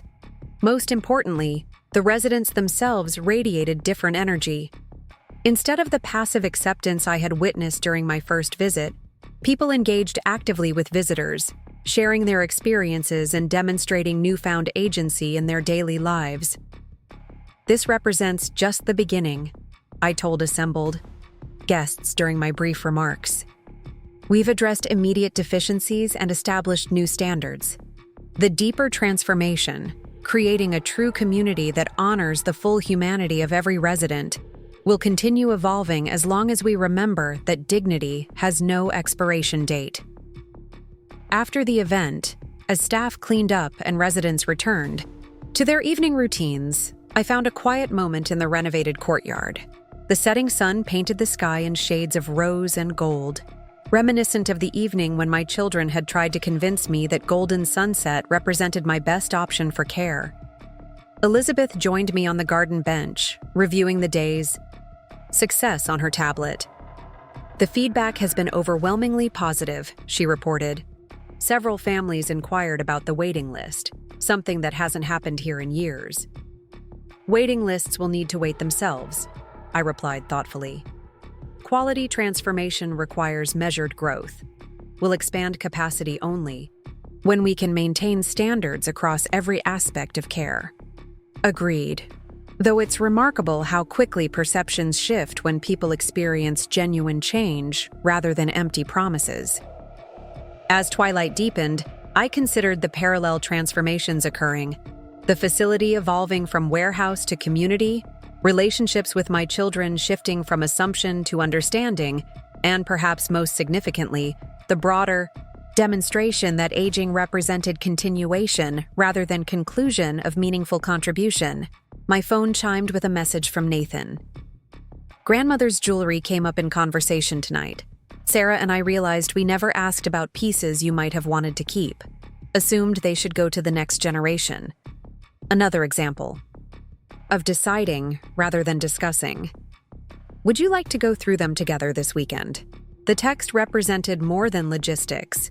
It acknowledged patterns of assumption that had characterized our relationship and suggested desire for different approaches moving forward.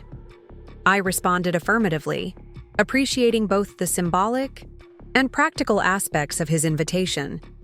The first phase of transformation had established foundation for sustainable change. Enhanced protocols ensured safety. Improved conditions supported dignity. Engaged staff delivered compassionate care. Yet the deeper work of cultural transformation, shifting from institutional processing to authentic community, would require sustained commitment beyond initial improvements. As full darkness settled over the facility, I conducted a final walkthrough, observing the peaceful evening routine that had replaced the previous chaos of understaffed nights. Residents settled comfortably for sleep, knowing assistance would come promptly if needed. Staff moved with purpose rather than panic, supported by adequate resources and clear protocols. In the common area, I encountered Margaret Foster reading in one of the new comfortable chairs we had installed. She looked up as I passed, marking her place in the book. "I wanted to thank you again," she said quietly. "Not just for the improvements, though those matter tremendously, but for seeing us as people who still have preferences and opinions and dignity worth protecting." "The gratitude runs both directions," I assured her. "Your early advocacy and willingness to lead the resident council provided crucial momentum for transformation. Change requires both resources and champions." "My daughter visited today," Margaret continued. "For the first time in months, she seemed happy about my living situation rather than guilty. She said the place finally feels like somewhere she'd want to visit rather than an obligation to endure." These individual testimonials carried more weight than any metrics or formal assessments. They represented human experiences transformed through systematic application of dignity-centered principles. Returning to my temporary office to complete the day's documentation, I found a handwritten note on my desk from Harold Simpson. 3 weeks in, and the food's still good. Color me impressed but still watching. Also, my granddaughter wants to interview you for her college sociology project about changing perceptions of aging. Warned her you might put her to work instead of just answering questions. I smiled at his characteristic blend of humor and skepticism. Harold represented the valuable voice of experience that kept improvement efforts grounded in reality rather than drifting into self-congratulation. The first month had demonstrated that transformation was possible even in facilities written off as irredeemable. The next phase would prove whether these changes could be sustained and expanded, creating a model that challenged industry assumptions about the relationship between care quality and financial viability. As I prepared to leave for the evening, my thoughts turned to the broader implications of what we were attempting. If Golden Sunset could transform from a facility exemplifying systematic neglect to one demonstrating dignified care, perhaps similar changes could ripple through an industry that too often prioritized efficiency over humanity. The work ahead remained substantial. Physical renovations to complete, staff training to deepen, community perceptions to continue shifting. Yet the foundation was solid, built on the principle that every human being deserved recognition of their continuing worth, regardless of age or circumstance. Driving home through the quiet streets, I reflected on the unexpected journey from prospective resident to transformative owner. What my children had intended as a convenient solution to the problem of my aging had instead catalyzed demonstration that age brought evolution rather than expiration of capability. The story was far from over.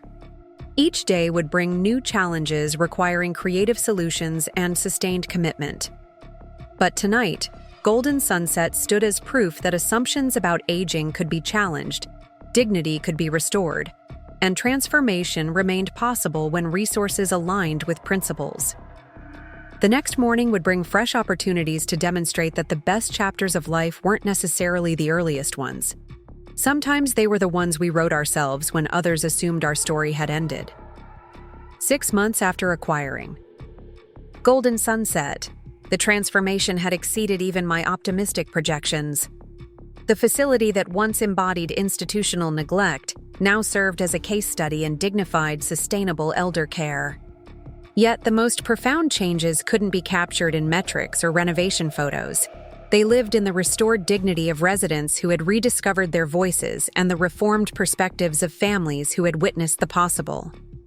The morning I knew we had achieved something extraordinary began ordinarily enough.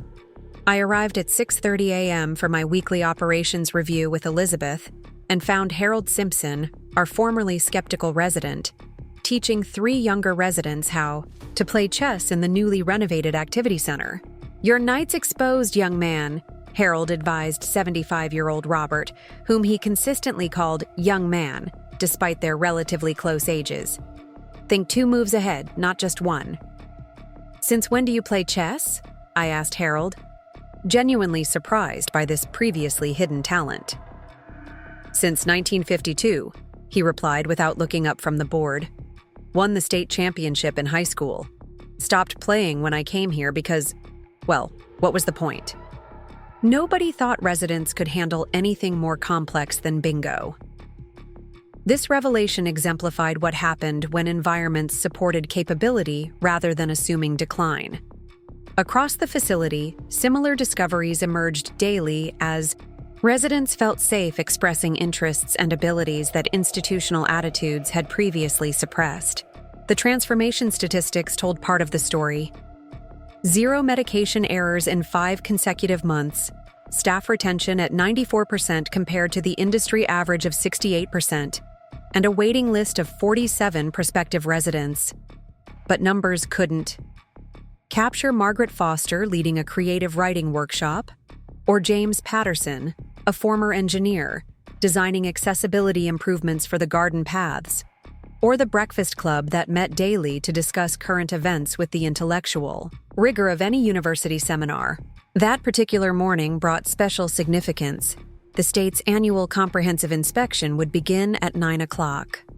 Unlike previous years when Golden Sunset's administration dreaded these reviews, we welcomed the opportunity to demonstrate our transformation to regulatory authorities. Nathan arrived at 8, having become a regular presence as our financial restructuring consultant. His initial tentative involvement had evolved into genuine commitment, particularly after discovering how predatory pricing practices in the elder care industry had contributed to facilities like Golden Sunset prioritizing profits over people. "The inspectors just pulled into the parking lot," he reported, glancing out the window. "Are you nervous?" "Anticipatory, not nervous," I corrected. "Inspections validate what residents experience daily. If we've done our work properly, the results will reflect reality rather than requiring theatrical preparation." Rachel entered moments later, tablet in hand with the media kit she had developed. "The Millfield Gazette wants to run a feature story about the transformation. They're particularly interested in the resident council model and how it's influenced operational decisions." The resident council had indeed become central to our governance approach. Major decisions, from menu, changes to activity scheduling, required council input. This wasn't token consultation, but genuine power sharing that recognized residents as stakeholders rather than passive recipients of care. The inspection team, led by Patricia Hernandez, whom I had encountered during previous regulatory reviews, of Evergreen Meadows, began their comprehensive evaluation at 9 sharp. Unlike the tense atmosphere that typically accompanied such visits, our staff proceeded with normal routines, confident that our everyday practices would withstand scrutiny. "Mrs. Bradford," Patricia greeted me professionally, though her slight smile suggested awareness of the unusual circumstances, a facility owner who had initially toured as a prospective resident. "We'll be conducting standard evaluations across all operational areas. Is there anything specific you'd like us to observe?" "Simply document what you find," I replied. "Our transformation speaks through daily operations rather than special presentations." As inspectors dispersed throughout the facility, I continued my morning rounds, pausing to observe the breakfast service. Angela Martinez, now our permanent dietary director, had revolutionized meal programs while actually reducing per-resident food costs through strategic purchasing and minimized waste. The morning offerings included made-to-order omelets, fresh, fruit selections, whole grain options, and accommodations for various dietary needs, all served in an environment that felt more like a quality restaurant than institutional feeding. "The food budget is actually 12% lower than before," Nathan had marveled during his latest financial review. "Yet satisfaction scores are at 97%. How is that possible?" Previous management confused cost-cutting with efficiency, I had explained. They purchased the cheapest ingredients in bulk, much of which spoiled or went uneaten because it was unpalatable. Quality ingredients prepared properly generate less waste and better nutrition at comparable cost. This philosophy extended across all operations, investing appropriately in staff, training, and resources ultimately proved more economical than the false economy of minimal compliance. By mid-afternoon, preliminary inspection feedback suggested exceptional results. More tellingly, inspectors kept expressing surprise at resident engagement levels. During previous visits to Golden Sunset, residents had typically remained passive or unavailable. Now, they actively participated in discussions, proudly showing their rooms and describing daily activities. "I've never seen anything quite like this," Patricia confided during a private moment. "The residents act like they own the place." "They do, in every meaningful sense," I replied. "This is their home, not our facility. That philosophical shift changes everything." The formal inspection results, delivered 2 days later, exceeded even optimistic expectations. Golden Sunset achieved the highest rating possible, with special commendations for innovative practices in resident autonomy and staff development. The local newspaper coverage that followed triggered inquiries from other facilities seeking to understand our transformation model. A month after the inspection triumph, I hosted a dinner at my home for Nathan, Rachel, and their families. The gathering represented more than a family meal. It symbolized the rebuilt relationships that had emerged from initial conflict. "I've been thinking about perspective lately," Rachel reflected as we cleared dishes after dinner. "When we first suggested Golden Sunset, I saw it as solving a problem, managing your declining independence. I never considered that you might be at the peak of your capabilities, just applying them differently." Nathan nodded, adding, "The banking world teaches us to view aging as risk to be mitigated rather than experience to be leveraged. Your approach challenges fundamental assumptions about value creation and human capital." Their 8-year-old daughter, Sophia, who had been listening quietly, contributed unexpected wisdom. "Grandma didn't get different. We just started seeing her better." From the mouths of babes, indeed. The following week brought an unexpected visit from Thomas Henderson, the former CEO who had sold us Golden Sunset. He arrived unannounced, clearly having heard about our transformation and curious to witness it firsthand. "I'll be honest," he admitted as I showed him the renovated facilities. "I thought Dignity First Holdings was another investment group looking to flip distressed properties. He gestured at the vibrant activity rooms and engaged residents. "This is something entirely different." "Different because the objective was never financial engineering," I explained. "It was proving that dignified care and fiscal responsibility aren't mutually exclusive when you prioritize appropriately." Henderson studied the detailed financial reports I shared, showing sustainable profitability alongside exceptional care metrics. "We always assumed quality care required luxury pricing," he mused. "You've demonstrated that efficiency comes from empowering people rather than constraining them." "Would you consider consulting for other facilities?" he asked suddenly. "Meridian still operates 17 properties using the old model. Your approach could transform the entire portfolio." The request opened unexpected possibilities. While I hadn't initially envisioned expanding beyond Golden Sunset, the opportunity to influence broader industry practices aligned with my deeper objectives. "I'd need to evaluate each facility individually," I replied carefully. Transformation requires more than operational changes. It demands philosophical commitment to recognizing continued human worth regardless of age or circumstance. 3 months later, I stood before the National Association of Senior Living Executives, invited to present our transformation model at their annual conference. The audience included many who had previously dismissed resident-centered approaches as idealistic but impractical. "Conventional wisdom suggests quality care requires premium pricing," I began, clicking through slides showing Golden Sunset's remarkable changes.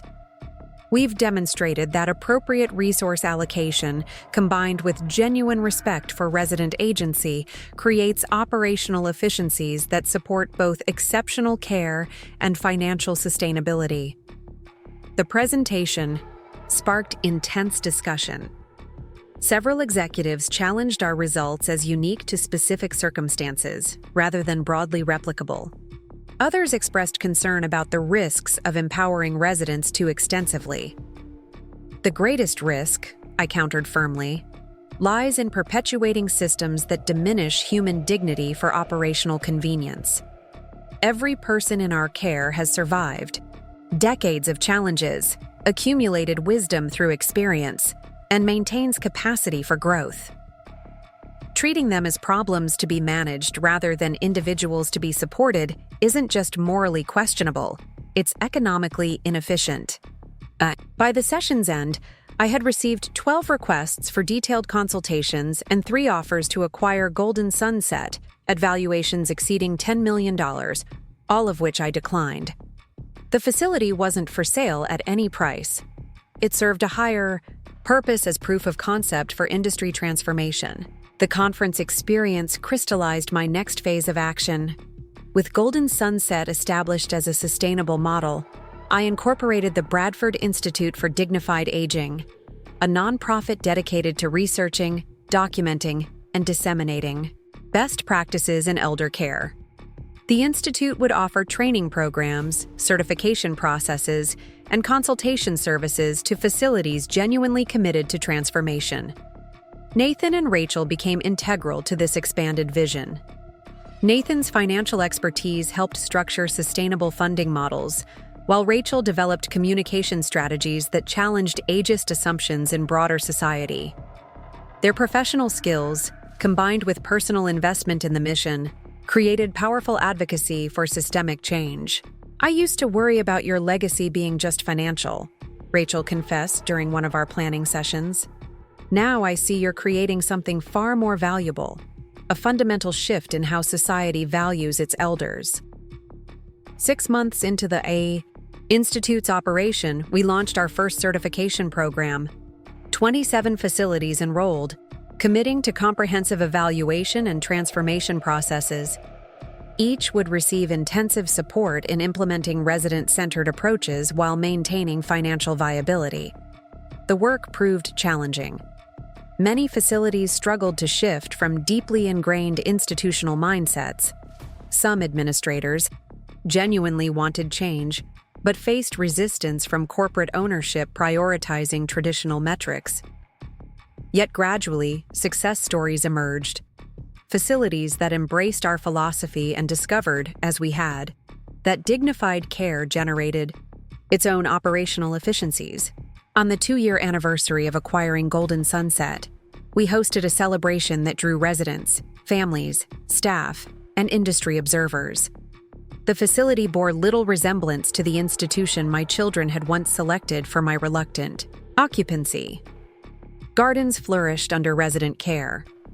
Art created by residents adorned walls previously bare except for regulatory notices. The library, managed entirely by residents, had grown from a few donated books to over 3,000 volumes. During the celebration, Harold Simpson, now president of the Resident Council, delivered remarks that captured our collective journey. 2 years ago, most of us had accepted that our voices no longer mattered, that our preferences were irrelevant, that our stories had ended. Catherine Bradford didn't just change our living conditions, she restored our humanity. She proved that wisdom doesn't expire, capability doesn't automatically diminish, and dignity has no age limit. As applause filled the room, I caught my children's eyes across the crowd. Their expressions reflected not just pride, but profound understanding of what we had accomplished together. Transformation that extended far beyond a single facility to challenge fundamental assumptions about aging, value, and human potential. Later that evening, as the celebration wound down, I found a quiet moment in the garden with Elizabeth. We sat on a bench overlooking the koi pond that residents had designed and now maintained, watching sunset paint the sky in brilliant oranges and purples. "The waiting list now extends 18 months, Elizabeth reported, "and we're receiving inquiries from families across the country. Several investors have approached us about franchising the model." "Franchising risks diluting the philosophy for rapid expansion," I replied thoughtfully. "Better to grow organically, ensuring each new facility genuinely embraces our principles rather than simply adopting surface practices." Agreed. Though the demand suggests we've tapped into something fundamental, a recognition that current elder care models fail both economically and morally. As darkness settled, I reflected on the journey from that rainy morning when my children drove me to tour Golden Sunset as a prospective resident. Their well-intentioned but misguided attempt to manage my decline had instead catalyzed a movement proving that age brought evolution rather than expiration of capability. The following month, the Bradford Institute received its first major foundation grant, $5 million to expand training programs and research initiatives. The funding came with a request to develop scalable models for transforming underperforming facilities nationwide. "This could reshape the entire industry," Nathan observed during our board meeting. As CFO of both Golden Sunset and the Institute, he had become a passionate advocate for dignified aging practices. We're proving that treating residents as whole human beings isn't just ethically right, it's financially superior to the traditional warehousing model. Rachel, serving as our communications director, added, "The media narrative is shifting, too. We're seeing fewer stories about elder care crises and more about innovative approaches to honoring our aging population. The culture change extends beyond individual facilities." Their involvement represented more than professional contribution. It symbolized the personal transformation that occurred when assumptions were challenged by demonstrated reality. My children had discovered their mother's continued capability, while I had witnessed their growth from well-meaning but patronizing caretakers to genuine partners in social change. 3 years after the acquisition, Golden Sunset stood as the flagship facility in a network of 12 transformed communities. Each had undergone rigorous assessment and systematic change processes guided by Institute protocols. None were owned by me directly.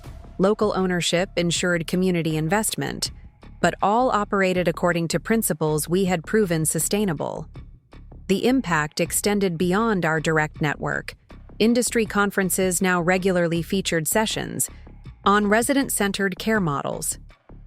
Regulatory bodies began incorporating our quality metrics into standard evaluations. Most significantly, families approaching elder care decisions increasingly sought facilities that respected continued agency rather than assuming inevitable decline. On a crisp autumn morning, 4 years after that pivotal day when my children first suggested Golden Sunset, I received an unexpected honor. The National Council on Aging presented me with their Lifetime Achievement Award for revolutionary contributions to dignified elder care and the fundamental reimagining of aging in American society. The ceremony, held in Washington, D.C., drew industry leaders, policymakers, and advocates from across the country.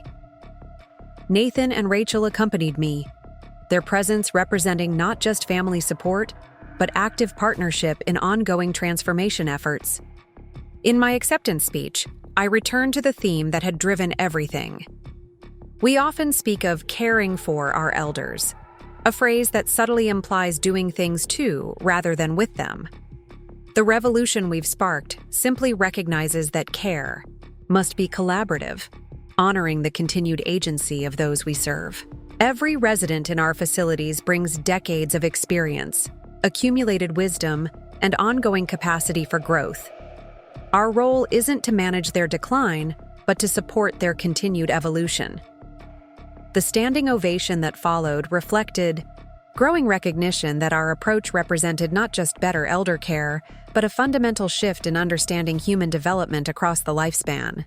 Following the ceremony, a young reporter approached with questions about my secret to success. I smiled at the familiar framing that suggested hidden knowledge rather than systematic application of principles. "There's no secret," I explained. "Simply the recognition that assumptions about aging often reveal more about the assumer than the aged. When we expect decline, we create environments that produce it. When we support continued growth, we discover capabilities that flourish throughout life." The reporter persisted. "But how did you know this would work when everyone else assumed it couldn't?"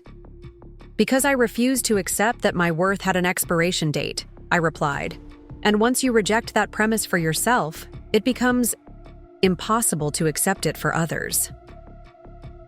As the Institute's influence expanded, requests poured in from around the world.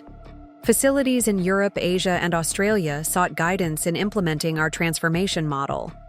Academic institutions established research partnerships to study the long-term impacts of dignity-centered care approaches. Yet amid this global recognition, I remained most moved by individual stories of transformation. Margaret Foster published her first collection of poetry at age 84. Harold Simpson developed a chess program that connected residents with local schools, creating intergenerational learning opportunities. James Patterson's accessibility designs were adopted by facilities nationwide. Each story reinforced the fundamental truth we had demonstrated: human potential continues evolving throughout life when properly supported. On the 5th anniversary of acquiring Golden Sunset, we unveiled the Bradford Institute's most ambitious project yet, a comprehensive certification program for dignity-centered communities. The rigorous standards went beyond traditional quality metrics to evaluate genuine resident empowerment, collaborative governance, and systematic support for continued growth. This isn't just about raising the bar, I explained at the launch event. It's about changing what we measure. Traditional metrics focus on what we do to residents, care provided, services delivered, needs met. Our standards evaluate what residents can do for themselves and each other when properly supported. The first cohort of facilities seeking certification included former Meridian properties that Thomas Henderson had convinced to attempt transformation. His evolution from skeptical seller to passionate advocate represented the broader industry shift we had catalyzed. As Golden Sunset marked its 6th year under transformed leadership, I gradually transitioned daily operations to Elizabeth while focusing on institute expansion and policy advocacy. The facility continued thriving with second-generation residents, children, of original residents, now joining the community, drawn by the vibrant atmosphere their parents had helped create. "You've built something that will outlast us all," Nathan observed during one of our regular family dinners. His twins, now teenagers, had grown up volunteering at Golden Sunset, absorbing lessons about dignity and respect that would shape their worldview far beyond elder care contexts. Rachel nodded, adding, "When we first suggested Golden Sunset for you, we thought we were solving a problem. Instead, you demonstrated that the real problem was our limited imagination about what aging could mean." Their reflection captured the journey's essence, from well-intentioned but misguided assumption to transformed understanding through demonstrated possibility. As sunset painted the sky beyond my garden, where we gathered as 3 generations united by more than blood, by shared commitment to honoring human dignity across all life stages, I recognized that my children's attempt to write the final chapter of my story had instead catalyzed an entirely new narrative, one that proved age brought not decline but different forms of contribution, not reduced capacity but refined wisdom, not endings but unexpected beginnings. The transformation that began with my reluctant tour of a substandard facility had rippled outward, challenging fundamental assumptions about aging throughout society. Thousands of elders now lived in environments that supported their continued growth rather than managing their assumed decline. Families approached later life transitions with expectation of evolution rather than diminishment. An entire industry was gradually shifting from warehousing to empowerment. Yet the work continued. Each day brought new opportunities to demonstrate that dignity has no expiration date, that wisdom accumulates rather than deteriorates, and that the best chapters of life stories are often those written when others assume the book has closed. As I reflected on this remarkable journey, triggered by my children's misguided attempt to solve the problem of my aging, I felt profound gratitude, not for the challenge itself, but for the opportunity it created to prove that assumptions about limitations often reveal more about the assumer than the assumed. And sometimes the greatest gift we can give those who underestimate us is the chance to witness just how wrong they were. The night air carried the scent of jasmine as 3 generations sat together, planning future initiatives for the Institute while sharing stories and laughter. My grandchildren would grow up in a world where aging was increasingly viewed as continued evolution rather than inevitable decline, a legacy far more valuable than any financial inheritance. Tomorrow would bring new challenges and opportunities in the ongoing work of transforming societal attitudes about aging.